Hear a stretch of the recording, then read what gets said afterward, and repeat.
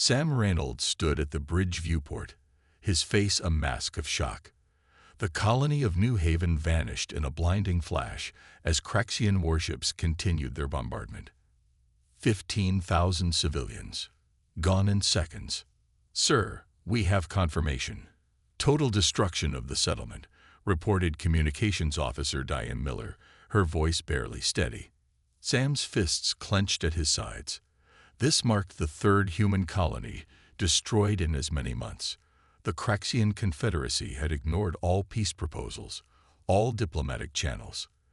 They viewed humanity as nothing more than territorial competition to be eliminated. "Send the footage to UNSC Command. Tell them." Sam paused, searching for words. "Tell them this cannot continue." The journey back to Earth took 3 days at maximum FTL. 3 days for Sam to replay the destruction in his mind. 3 days to wonder how many more would die while the politicians debated. At UNSC headquarters in Geneva, the Emergency Council had already convened. Representatives from every major Earth nation sat around the massive circular table, their faces grim under the harsh lighting. "Commander Reynolds, please present your report," General Frank Wilson said, gesturing to the podium. Sam stepped forward, activating the holographic display. The footage showed New Haven's final moments. Families running for shelter, children being hurried into bunkers that ultimately proved useless against Craxian weapons. The colony never had a chance, Sam concluded. Their defenses were bypassed in minutes. This wasn't a military target. It was extermination. Silence followed his presentation. Secretary Curtis of the North American Alliance was the first to speak. "This makes 17 attacks in the past year alone. Diplomatic efforts have failed. Defensive measures have failed. We must face the reality. The Craxian Confederacy will not stop until humanity is eliminated from what they consider their expansion space." Admiral Lisa Warren stood, her silver hair catching the light. At 62, she remained one of Earth's most decorated officers. "I believe we have no choice but to implement Project Nightfall." The room erupted in protests. "That's insanity. We can't possibly. The ethical implications alone." General Wilson slammed his hand on the table. "Enough." Admiral Warren explained to those unfamiliar with the classification. Lisa nodded, touching her tablet. The room darkened as a new hologram appeared. A star system, then a close-up of its sun. For the past decade, our scientists at Arcturus Base have been developing technology that can manipulate stellar physics. Initially designed to stabilize dying stars near our colonies, the research led to an unexpected discovery. The hologram showed the star pulsing, then flaring dramatically. We can now destabilize a star temporarily, creating a controlled nova event. The range of effect is predictable and can be limited, but the demonstration of power is undeniable. Sam felt his mouth go dry. "You're talking about using stars as weapons. I'm talking about showing the galaxy that humanity cannot be casually exterminated," Lisa corrected. "One demonstration on an uninhabited system would make our capabilities clear without causing casualties." Defense Minister Patricia Kelly shook her head. "This crosses a line. We'd be the first species to weaponize stars, and potentially the last species to be annihilated if we do nothing," countered Lisa. "The Craxians understand only power. We must speak in terms they comprehend." The debate continued for hours. Sam watched the division in the room, feeling the weight of the decision. Finally, President Aaron Daniels called for a vote. Those in favor of authorizing Project Nightfall as a deterrent measure. Hands rose slowly, first a few, then more, until a clear majority emerged. The motion passes. Admiral Warren, you have authorization to prepare the project for deployment. Commander Reynolds, you will assist in coordinating the demonstration. Sam nodded, his mind racing with implications. Humanity had reached its breaking point. They would send a warning to the galaxy, a warning written in starlight. As the meeting adjourned, Lisa approached Sam quietly. "You witnessed their brutality firsthand, Commander. Do you think we're making the right choice?" Sam thought of New Haven's final moments. I don't know if it's right, Admiral, but I know we've run out of alternatives. Then let's make sure our message is received clearly, she said. We are humanity's final dawn, either the beginning of peace or the harbinger of consequences no species can ignore. Lieutenant Jack Foster ran his fingers through his short brown hair for what must have been the 100th time. The mission briefing had lasted 4 hours, but the weight of it would last a lifetime. Lieutenant, are you listening? Admiral Warren's voice cut through his thoughts. Yes, Mom. Forgive me. It's just... Jack gestured helplessly at the holographic display showing the UNSC Harbinger, the vessel that would carry him across the stars. The gravity of the mission is not lost on me, Lisa Warren said, her eyes softening slightly. But you were selected because of your background in xenolinguistics and your diplomatic experience with the Arcturian Accord. Jack nodded. 3 years negotiating with the Arcturians had taught him patience and cultural sensitivity that few other officers possessed.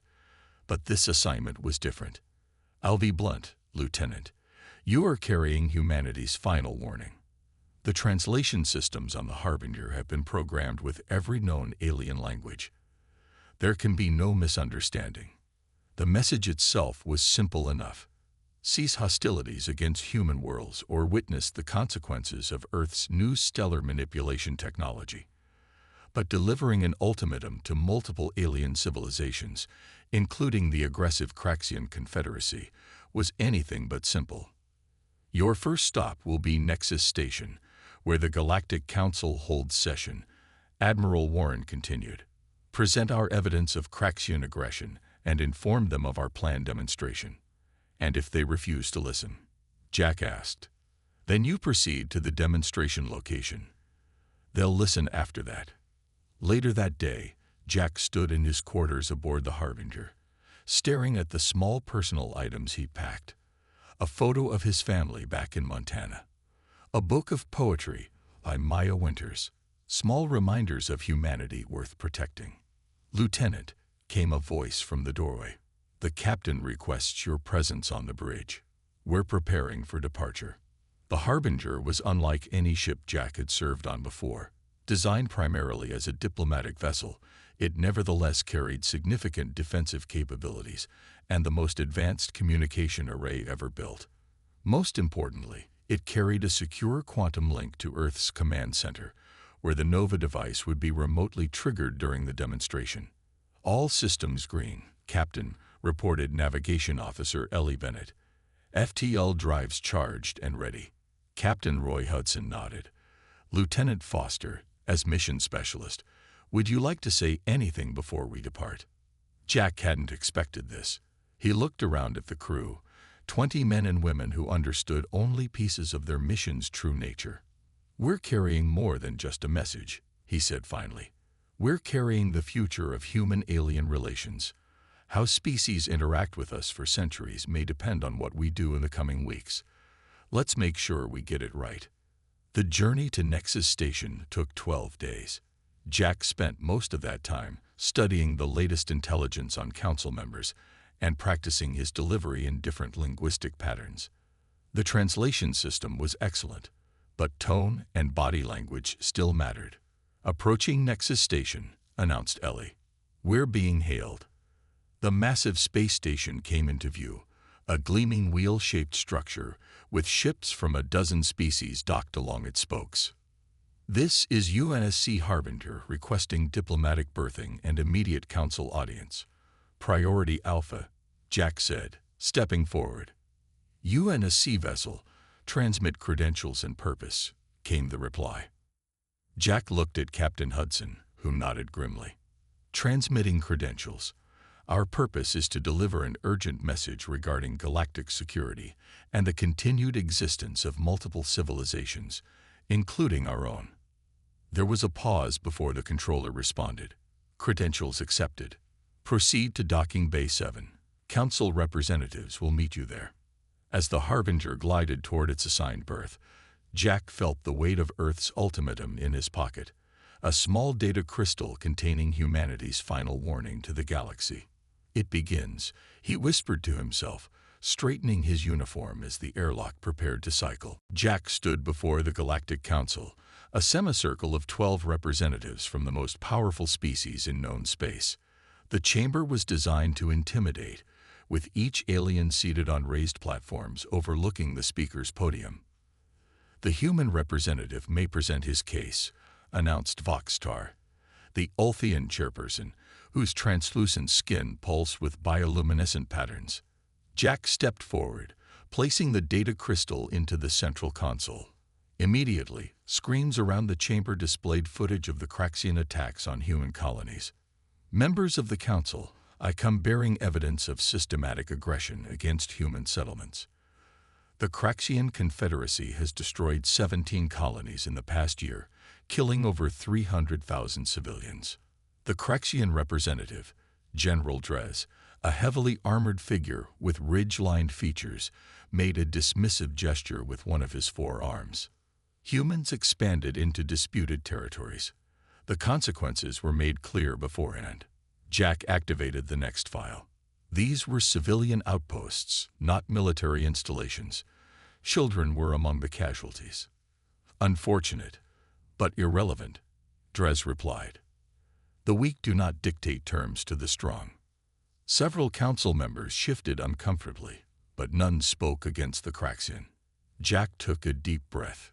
"The United Nations Space Command has authorized me to inform this council that humanity has developed technology capable of manipulating stellar physics. We can now destabilize a star, creating a controlled nova event." Murmurs and clicks of translation devices filled the chamber. Then laughter, harsh and mechanical, from General Drez.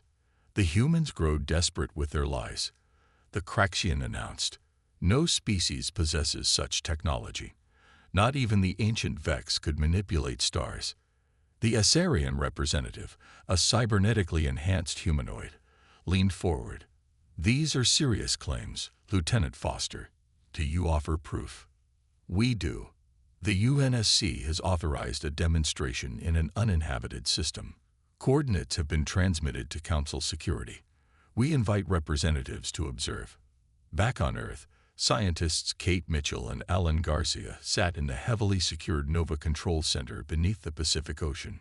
Multiple authentication protocols had been completed, and President Daniels himself had authorized the demonstration. "Final systems check complete," Kate reported, her hands steady despite the pressure. "Nova device is ready for remote activation." Alan nodded, his dark eyes fixed on the displays. "Quantum link to the observation satellite is stable. We'll have real-time feedback." Admiral Warren's voice came through the comm. "Proceed with demonstration. Minimum yield." Kate entered the final command sequence, initiating stellar disruption in 3, 2, 1.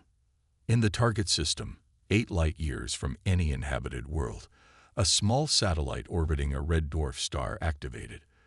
The device was hardly larger than a shuttle, but the energy beam it projected cut through space with precise calculations. On the observation ship where Jack had brought the council representatives, the view screens showed the star in real time, thanks to quantum-linked cameras near the target.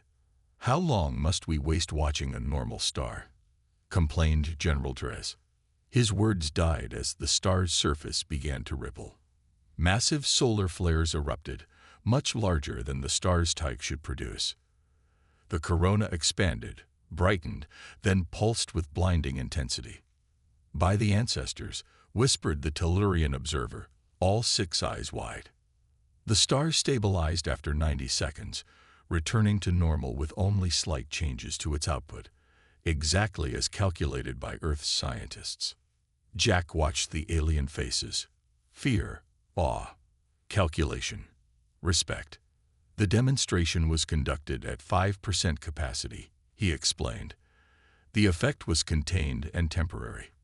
At full capacity, the nova would engulf the inner planets of any system. The Asarian representative turned to him. "This technology changes everything." "That's precisely the point," Jack replied. "Humanity seeks peace, but we will no longer watch our people die without consequence. This serves as our declaration. Attacks on human worlds will be met with proportional response." General Drez stood abruptly and left the observation deck without a word. "I believe," Jack said to the remaining representatives, "that we're ready to discuss new terms for peaceful coexistence." Jack met with the Asarian diplomat in the private chamber aboard Nexus Station. The cybernetically enhanced humanoid's smooth face showed little emotion, but the rapid blinking of her artificial eyes betrayed her nervousness. "The Asarian Collective has reviewed your proposal," she said, sliding a datapad across the table. "We agree to withdraw all forces from the Epsilon sector and recognize human sovereignty over the colonies there." Jack nodded, keeping his face neutral despite the surge of relief. 3 days since the demonstration, and already 5 species had approached with peace offers. The Asarians were the most significant yet. They had been among the Craxians' strongest allies. "The Collective is wise to choose diplomacy," Jack said, signing the agreement. "Earth has no desire for conflict. Yet you created a weapon that can destroy entire systems," the Asarian observed. "We created a deterrent after 17 unprovoked attacks," Jack corrected. "There's a difference." After the Asarian left, Captain Hudson entered with a grim expression. "We've got a problem, Lieutenant. The Craxians have doubled their fleet presence near the Procyon colony. They're calling our bluff." Jack's stomach tightened. "It's not a bluff. They don't believe we'd actually use the Nova technology in an inhabited system. Intelligence reports they've dismissed the demonstration as a scientific curiosity, with no practical military application." Jack accessed the latest reports from UNSC Command. While most species were scrambling to make peace with humanity, the Craxian Confederacy had taken the opposite approach, increasing military operations and broadcasting propaganda about human deception. "We need to contact Admiral Warren," Jack said. "The Craxians are forcing our hand." Back on Earth, public opinion was sharply divided. Protests outside UNSC headquarters had grown daily. Some carried signs reading "PC through strength," while others countered with "Star killers are still killers." Admiral Warren watched the crowds from her office window as she spoke with Jack via secure channel. "The Security Council is split," she told him. "Some want to recall you and renounce the technology. Others believe backing down now would mean the end of human independence in the galaxy." "The Craxians won't stop," Jack replied. "Not unless they're convinced we'll use the Nova device if pushed. That's the problem. Would we? Should we? Destroying an inhabited system would make us the monsters they claim we are." Jack had no answer for that. The ethical implications kept him awake at night. Meanwhile, unexpected allies appeared. The Valerian Trade Union, previously neutral in galactic politics, requested a meeting with Jack. Their representative, a tall insectoid being named Kivesh, offered intelligence. "The Craxians seek to steal your Nova technology." Kivesh clicked through her translator. "Our merchants have observed unusual activity at their research facilities on Draxus Prime. They believe if they acquire it first, they can use it without the moral restraints your species imposes on itself." Jack immediately relayed this information to UNSC intelligence. Within hours, confirmation came. Craxian operatives had already attempted to infiltrate Earth's Arcturus base.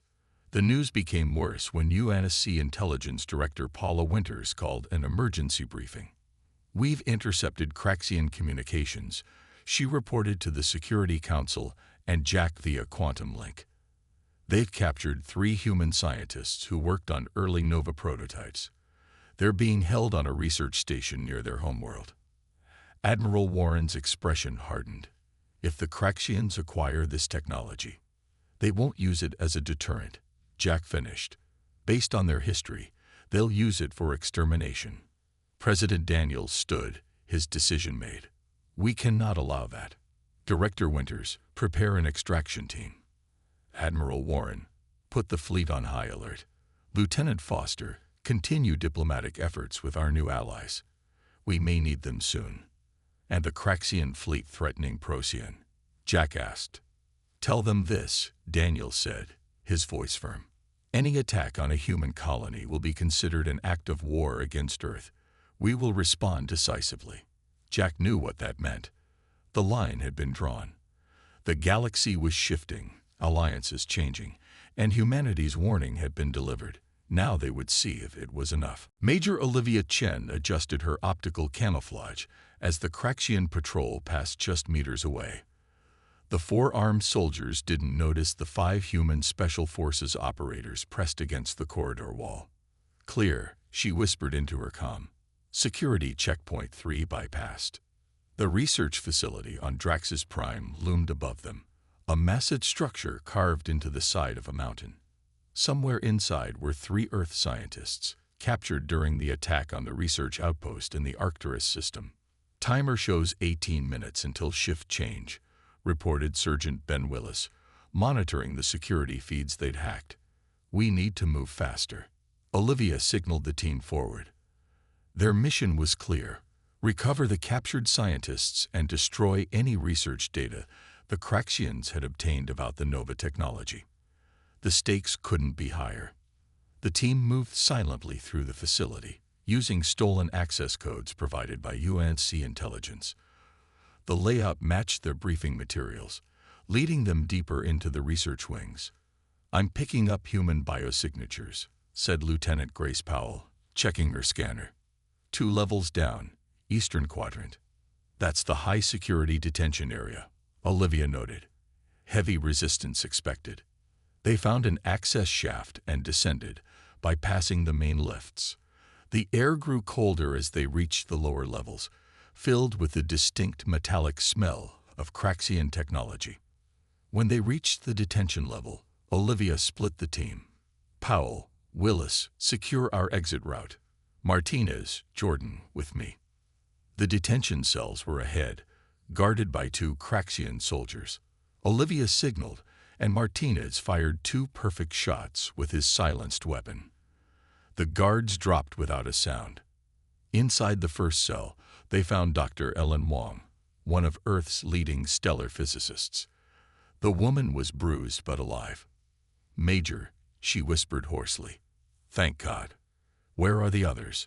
Olivia asked, cutting through the restraints. Ellen's face fell. "Dr. Nasser is dead. He couldn't withstand their interrogation. Dr. Patel is in the laboratory. They're forcing him to work." Olivia helped Ellen stand. "What have they learned?" "Too much," Ellen replied, her voice shaking. "They've already built a prototype based on our early designs, but they've modified it. Their version doesn't create controlled novas. It causes complete stellar collapse." Olivia felt cold dread settle in her stomach. "They're turning it into a pure weapon of mass destruction." "The Craxians plan to target Earth's sun first," Ellen confirmed. "Then methodically eliminate every human-inhabited system." Martinez swore under his breath. "We need to find this lab." Following Ellen's directions, they located the research wing. Through reinforced windows, they could see Dr. Patel working under guard, surrounded by Craxian scientists. Beyond him stood a device roughly the size of a small shuttle, sleeker than Earth's version, optimized for deployment rather than safety. "That's it," Ellen whispered. "Their prototype." "Can we destroy it?" asked Jordan. Ellen nodded. "The power core is unstable. A breach would cause a chain reaction." Olivia made the call.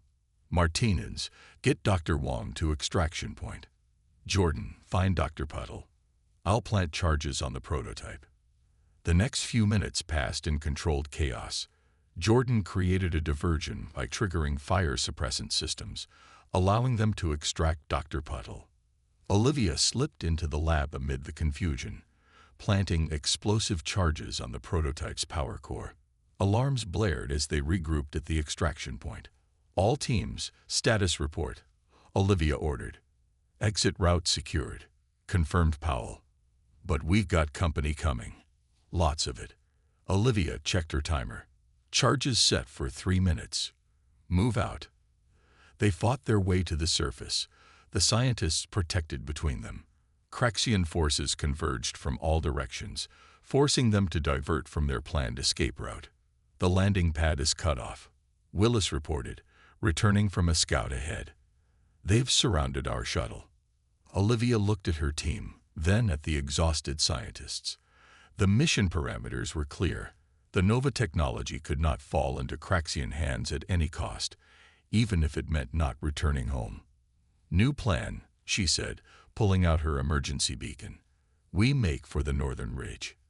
There's a ravine that will provide cover." As they ran, the facility behind them erupted in a massive explosion, the prototype and all research data destroyed in a blinding flash.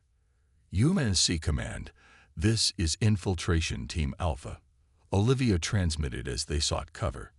"Mission accomplished, but we need immediate extraction. And sir, the Craxians were further along than we thought. They're preparing for war." Admiral Lisa Warren stood before the massive holographic display in UNSC Command. The incoming Craxian fleet filled the projection. Over 300 warships approaching the Sol system in attack formation. "Time to intercept?" she asked. 12 hours, Admiral, replied Strategic Officer Nate Harris. "They're moving faster than we anticipated. Their engines must have been upgraded." Lisa studied the display with a grim expression. Earth's defense fleet consisted of just 87 ships, arranged in a protective sphere around the planet. Despite their advanced weapons, they were vastly outnumbered. "Status of the evacuation shelters?" she asked. 93% of the civilian population is secured," reported Commander Sam Reynolds.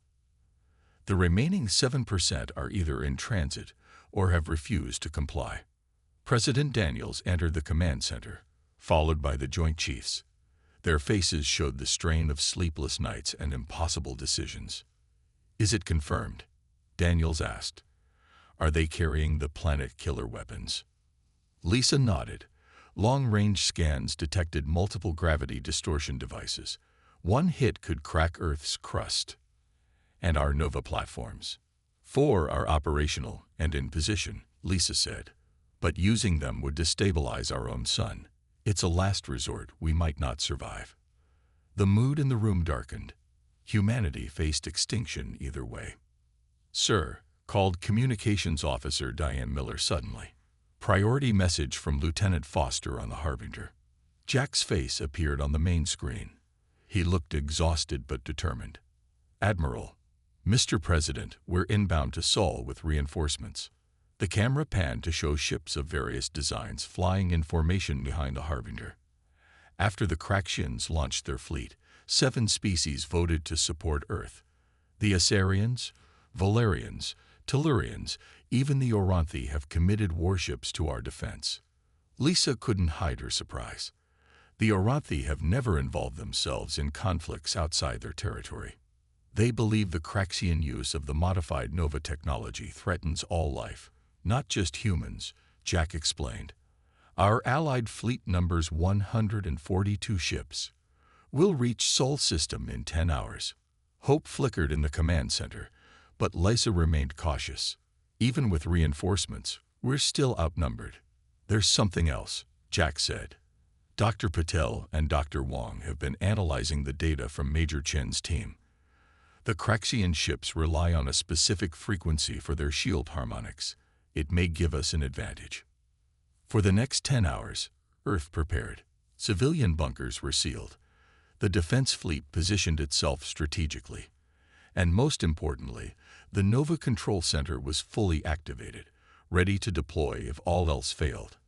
The Allied fleet arrived 2 hours before the Craxians, allowing just enough time to integrate communications and coordinate strategy. Jack transferred to the UNSC flagship Madison to join Admiral Warren's command team. "Lieutenant Foster," Lisa greeted him. "Your diplomatic skills have given us a fighting chance." Jack nodded solemnly. "I just hope it's enough." The Craxian fleet emerged from FTL at the edge of the system, their massive dreadnoughts leading the formation. Almost immediately, they launched smaller attack craft by the hundreds. "All ships, battle positions," ordered Lisa. "Defensive screen around Earth. Allied vessels, form up according to Plan Theta." The human and alien ships moved with precision, creating layered defensive formations. On the Madison's bridge, tension was palpable as officers monitored their stations. "Craxian commander is hailing us," reported Diane. "On screen," Lisa ordered. General Drez appeared, his ridged face set in what passed for a smile among his species. "Admiral Warren, your Nova technology impressed the Council, but it cannot save you now. Surrender Earth, and we will allow your species to survive on colony worlds under our supervision." Lisa stepped forward. "We decline your generous offer, General. Humanity will not surrender its homeworld or its freedom. Then you will witness its destruction." Drez replied, "No star weapon can save you without destroying yourselves." The transmission cut off. Moments later, the first wave of Craxian fighters accelerated toward Earth's defenses. "All ships, weapons free," Lisa commanded. "Defensive protocols authorized. May God help us all." The battle for humanity's survival had begun. As the first explosions lit up space, Lisa knew they needed more than just courage and allies. They needed a miracle. Space around Earth exploded with weapons fire. The combined human and alien fleet fought valiantly, but the Craxian numbers were overwhelming. The UNSC Madison shook violently as another blast struck its shields. "Shield strength down to 30%, reported Commander Sam Reynolds. "We've lost the Valiant and the Resolute." Admiral Warren watched the tactical display with growing despair. Despite their planning, despite their allies, the Craxians were breaking through. Already, 3 enemy dreadnoughts had pushed past the outer defense line. "Status of the Craxian command ship?" she asked. "Still holding position at the rear of their formation," answered Tactical Officer Zolin. "They're directing the attack from a safe distance." Jack Foster studied the battle projections. At the current rate, Earth's defenses would collapse within 2 hours.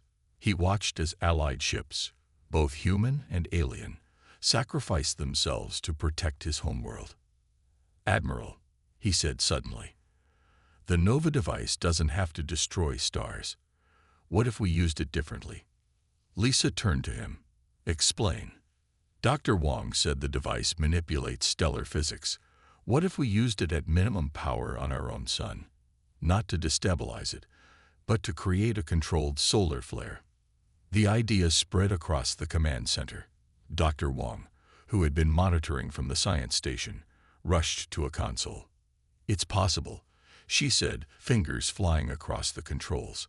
"A precisely calculated pulse could trigger a coronal mass ejection aimed directly at the Craxian fleet. Their shield harmonics are vulnerable to certain radiation bands." "Would it harm Earth?" President Daniels asked over the command link. "Our planetary shields are designed to protect against solar activity," Dr. Wong answered. "The Craxians aren't prepared for it." Lisa made the decision. Do it. Reconfigure Nova Platform 1. As Dr. Wong worked with her team, the battle grew more desperate. The Madison took another hit, knocking out a weapons array. Reports flooded in of breaches in Earth's defensive line. "Nova Platform 1 reconfigured," Dr. Wong announced finally. "Targeting solution locked on solar coordinates that will direct the flare toward the Craxian fleet." Lisa looked at the president's image on the screen. He nodded grimly. "Execute," she ordered. Deep in space, the Nova platform activated. Its beam struck the sun with surgical precision, magnitudes lower than the demonstration weeks earlier. For a long moment, nothing seemed to happen. Then, a massive solar prominence erupted from the surface, billions of tons of plasma and charged particles surging outward, directly toward the Craxian fleet. "All Allied ships, emergency protocols," Lisa broadcast. "Solar event imminent. Human and Allied vessels engage their protective measures." The Craxian fleet, unprepared for this tactic, continued their advance until the leading edge of the solar flare washed over them. Across their ships, systems failed as the radiation penetrated their shields. Weapons went offline. Engines stalled. Communication arrays burned out. "It's working," Jack whispered. The Craxian advance faltered, then stopped entirely. Nearly 2/3 of their fleet drifted powerless, including their command ship. The remaining vessels, seeing their leadership disabled, fell into disarray. All functional ships, press the advantage, ordered Lisa. Defensive positions around the disabled Craxian vessels. The tide turned remarkably fast. Without central command, the Craxian assault collapsed.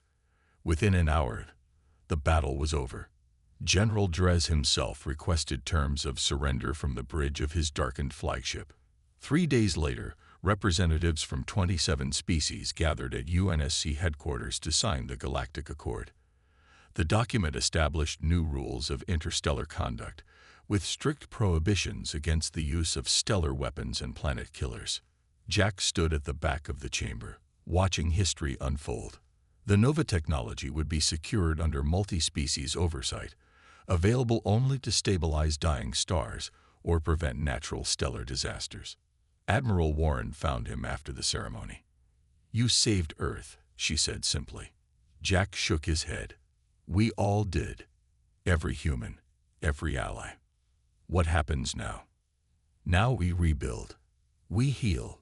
We remember what almost happened." 6 months later, Jack stood before the memorial of the final dawn in Geneva. The monument listed every ship and crew lost defending Earth, alongside the names of the colony worlds destroyed before the war. A young boy approached, looking up at the towering stone structure. "My teacher says you were there," he said to Jack. "Is it true you helped save everyone?" Jack knelt down to the child's level. "Many people saved us, human and alien alike. And are we safe now?" 5 years had passed since the Battle of Earth. Jack Foster stood on the observation deck of the UNSC Diplomat, watching the stars streak by as the ship traveled at FTL speeds. His rank insignia now showed him as Ambassador Foster, Earth's primary representative to the Galactic Council. The door slid open behind him. Admiral Lisa Warren, now silver-haired but still commanding, joined him at the viewport. "Thinking about old times?" she asked. Jack nodded. 5 years ago today. "The day we nearly lost everything," Lisa said, "and the day we gained so much more." The Galactic Accord had transformed interstellar relations. Former enemies now traded freely with human worlds. Scientific knowledge flowed between civilizations. The Nova technology had been secured in a facility guarded by representatives from 12 species, used only twice since the war, both times to stabilize dying stars that threatened inhabited worlds. "How are the Craxians adjusting?" Lisa asked. Jack had just returned from their homeworld, where he had overseen the final stages of their reintegration into galactic society. "Better than expected, the younger generation especially. They've rejected their old leadership's expansionist policies. The Craxian defeat had led to internal revolution. The military government collapsed within months, replaced by a council that sought peaceful relations with other species." "And the new colonies?" Lisa asked. "New Eden and Hope's Landing are thriving. The joint human-Asarian settlement on Proxima IV already has 10,000 residents." Jack's communicator chimed. It was his assistant informing him that they would reach their destination in 1 hour. "Are you ready for this?" Lisa asked. Jack straightened his formal diplomatic uniform. "As ready as I'll ever be." They were headed to the newly constructed Galactic Hub, a massive space station built jointly by all signatory species of the Accord. Today marked its official opening and the 5th anniversary of what was now called the Dawn Treaty. When they arrived, the main chamber was already filled with representatives from over 30 species, some familiar, some still new to human diplomats. Jack recognized Kivesh of the Valerians, whose intelligence had proven crucial during the war. Ambassador Foster clicked the insectoid being through her translator. "It is good to witness your presence at this gathering." "The honor is mine," Jack replied with the formal hand gesture Valerians appreciated. The ceremony began with speeches from each founding member of the Accord. When Jack's turn came, he approached the central podium. 5 years ago, humanity stood at the edge of extinction, he began. We had created a weapon of last resort, hoping never to use it. We called ourselves the Final Dawn, a warning that aggression against Earth would have consequences beyond imagination. He paused, looking around at the assembled representatives. Today, we understand that the true meaning of Final Dawn is not about weapons or threats. It's about standing at the crossroads of history and choosing the path of light rather than darkness.